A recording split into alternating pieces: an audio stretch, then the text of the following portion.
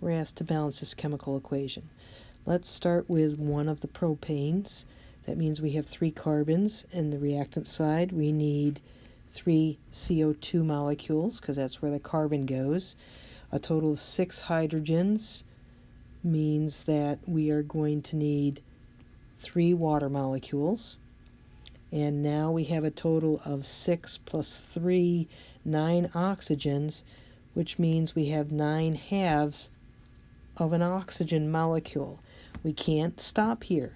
We have to use lowest whole numbers. So this 1/2, the 9 halves, is problematic. We'll get rid of that by multiplying all our coefficients by 2.